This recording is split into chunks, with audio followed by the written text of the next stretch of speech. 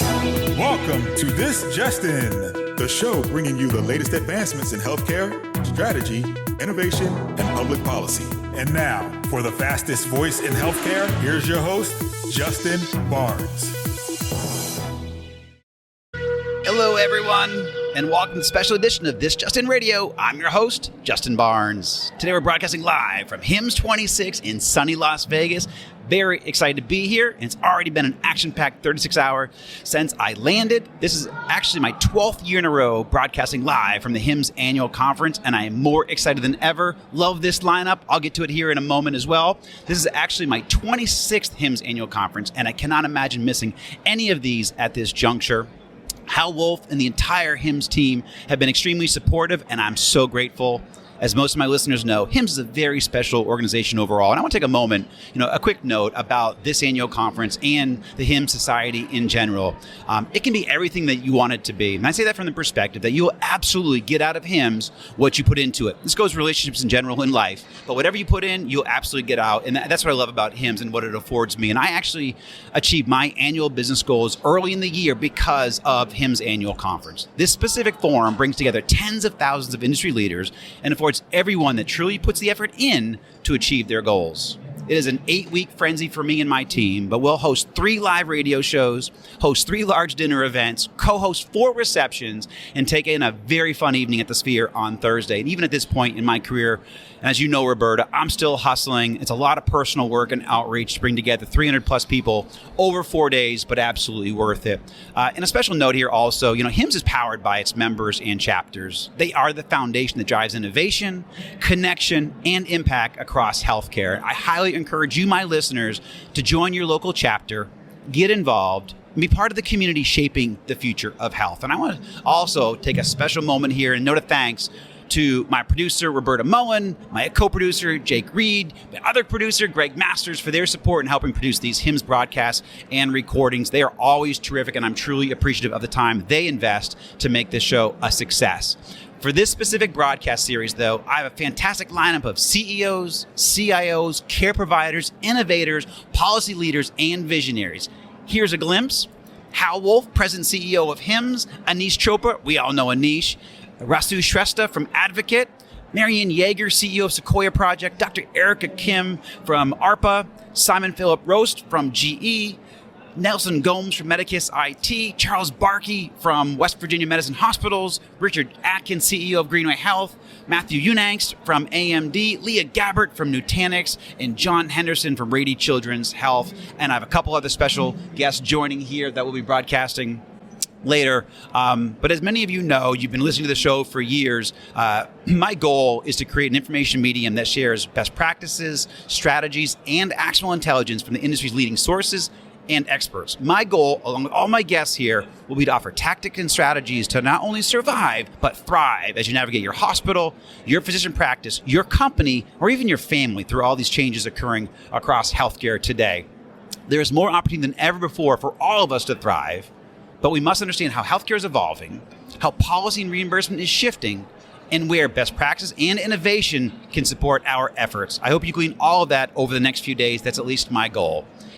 Welcome back to This Just In Radio Show, broadcasting live from HIMSS26 in sunny Las Vegas. I'm very excited to introduce my next guest and new friend of the show, Charles Barkey, Vice President of Information Technologies, WVU Medicine Hospitals. Welcome to the show, my friend. Thank you very much, Justin. I'm excited to be here to have a conversation about healthcare today.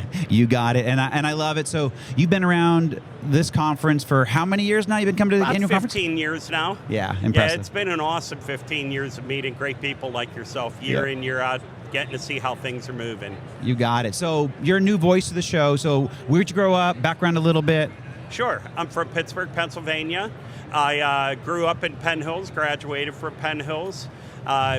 Went to the University of Pittsburgh, which is sort of comical being that I work for WVU Absolutely. Medicine. Spent some time, about 10 years with UPMC, and then went down to WVU Medicine, and we've been doing a lot of exciting things since then. Yep. And I now live at the southern part of the Pennsylvania state in Washington, PA. Yep. Yeah, when we first were connected last week, and you quickly said, you're friends with Rasu, and from the early days, I had to go back to my notes and say, well, he's a WVU guy, but Rasu is with UPMC. So I'm like, I had to connect the dots back to Pittsburgh because there's a big rivalry between Pitt and WVU. So yes, there is. You made me do some research there. The backyard brawl. You got it. So I love it. So yeah, you're actually, if you're at 15 years here, this is kind of a good conference. So what makes you come to HIMSS annual conference every year? Honestly, I like to get in touch with what the technologies are and then getting a good opportunity of seeing what the next 2 years are bringing. Because a lot of things that these conferences show are what's coming down the road that you could start planning for. And then also understanding the new vendors getting into the market Absolutely. that you may not have necessarily seen. And as we all know, with AI, everything's blooming, in which, to me, it's another application. It just has additional functionality. But, that's what these conferences are here for. Excellent. Great perspective. So, to the question, what bold move must healthcare leaders make today to best position their organizations? So I think single-handedly, and it's probably an older answer, but it's the digital front door. Generations of the people who were less technical continue that, they're moving away from this further and further and not as involved. And there's not even many 50-year-olds now who haven't had a smartphone in their hand and want to handle their own scheduling, handle seeing their own records, handle seeing their own tests, checking WebMD online and seeing if they're healthy or not. And that patient portal. So I believe that that's probably the single most strategy at this point for us. That's excellent. Yeah, we were talked a little bit about that yesterday, digital literacy, and how important it is. The fact that we have it, but also continue to educate internally to organizations to make sure that we're educating ourselves, our teams, on AI, digital health in general. But you're talking about, literacy overall in the industry. I completely agree with that. Fantastic. Thinking about what's happening today, what are, at scale, some of the best practices that you've seen around AI and tangible differences around digital health or AI as we scale past like pilots and into, full deployments? What are you seeing out there? So, honestly, the pilots are just enough to see where you're scratching the surface of what you're potentially interested in. And unfortunately, a lot of people are building their pilots around what they've already been doing instead of taking the smart approach of, if you're looking to replace what you're doing, why don't you rip it apart completely, build a new requirement. That's good. And then deliver on those new exciting requirements and then see if you have a real gain. And so every AI project that I'm involved with at this point, I don't want to hear about what we did before, otherwise why am I replacing the product? Brilliant. I want to know how we're going to do this, deconstruct it, get the requirements, what are we trying to get to, what have other health systems done to be successful, and then go that direction. Right. No, that's a best. So as you started to say that, back in my head, that's an AI best practice because people are now just trying to layer AI over a broken workflow, and all you can do is break it faster. So and break it more, even broader and more efficiently crack the system. So that's a brilliant strategy, and I'm glad you brought it up because it's really rethinking using this time and opportunity to take a holistic approach, start from scratch. Don't just layer on AI over it. So in that world, and I know you have a unique perspective here. How do we keep healthcare human in an AI world? So my thought process, and I'm sure the CFOs may not like this comment, but this is my viewpoint. If we can take AI and make the workflows more efficient so that we're not focusing as much and needing 100 people doing registration, and maybe we can use 50 people doing registration or 25 people doing registration, and then all of the other different types of roles that AI can cover for operational efficiencies. Take those funds, bring in more nurses, make sure that you can get from 7-to-1 nursing situations down to 4-to-1 or 3-to-1. Getting additional lab techs, farm techs, getting additional pharmacists. Take those funds and actually put it back where it's become human again. The doctors that I have worked with over 20 years, they want to spend the time with the patient. So true. They don't have the time to be able to spend it. Let's give it back and make that relationship whole again.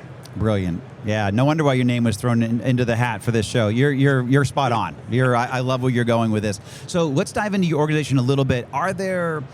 Is there a deployment or two that you've deployed AI where you said, hey, we did really well here? Is there something that you've been able to reconstruct or start from scratch or build out from a care model or a financial model or an administrative model that AI has really done wonders for your organization?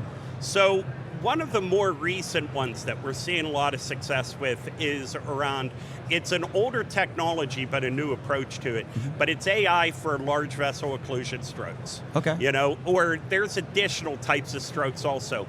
But it's getting the patient quicker to TKA in a couple minutes versus that 20 to 30 minute. That the old adage is that every minute is brain matter, right? And the difference between a positive outcome could be, that 5-minute period. Right. So that we're doing that and being able to assess, okay, this patient can stay at this remote hospital, West Virginia. We have a lot of critical access out in the rural community. Right. Or this person needs helicoptered in to the big research academic center in Ruby, Morgantown. Right. That's what we're able to do by tying the neurologist and the neuroradiologist, the ED doc, and everyone together, and they're going, get them TKA, and we're seeing positive outcomes from that, which is wonderful across all 25 hospitals. Yep. The second one is around that operational efficiency of using AI for electronic prior authorizations. There you go. What a great way, because unfortunately, claims get denied. Well, we're now getting into 80% of the denied ones, and we're just resubmitting them with what's needed, and it's being done without having to hire additional staff. Right. And taking that mindset that, okay, now we can put it towards operational nurses, lab techs, farm techs, and so on. Yeah, I had one of the trustees from Ochsner, and in a conversation, I don't know, about a month and a half ago, they saved $40 million by deploying AI in the revenue cycle last year. Absolutely. Yeah. We have multiple bots, and you know what? Our claim to fame on building our bots, because we have our actual own AI department and software development team. And the thing that's so amazing is, well, you know what? Bots don't need a vacation. They just need a once-a-month reboot. There you go. Yeah. That's it. Brilliant. And so we don't have to worry about sick days or kids being sick or going on vacation. That thing's running, and we've seen millions upon millions in operation gained from that. That's awesome. So. Love that. Real quickly, tell us about WVU Medicine hospitals. What's the size? How many hospitals, health systems, clinics? What's your reach and your footprint there? Sure. So currently we're 25 hospitals across West Virginia, Pennsylvania, Ohio, and Maryland. Okay.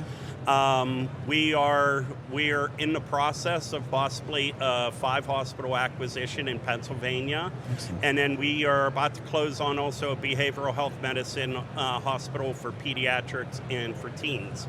So we expect to be by 2027, we will own 31 hospitals, and they will come into our system standards by the end of 2027 using our version of Epic, our workflows, our enterprise imaging, every single tool all the way through ERP, so on and so forth. So whether our CEO loves to talk about the McDonald's French fry.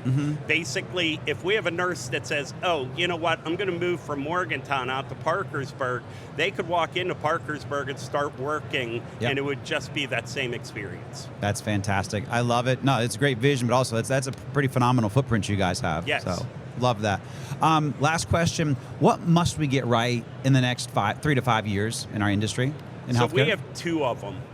I think to me, I'm going to go back to the AI piece. Please. That, the operational piece of not making the mistake of trying to fix something that's broken, not because of the app, but because of the process. Right.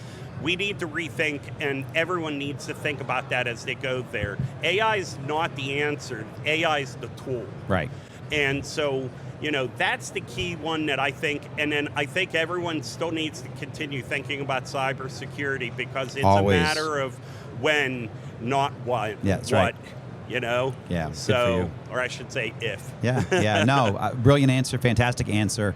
No, this has been extremely insightful. I'm actually going to have you back. I broadcast every single year from HIMSS, their annual conference, and this has been a great conversation. Thank you for joining me, taking the time, and we'll absolutely have you back. Very good. Thank you. I'll join the large crowd from the show that you have. You got it, my friend. Thank you so very much. much Thanks, for your Chuck. time. Appreciate your time. Bye-bye. Thanks.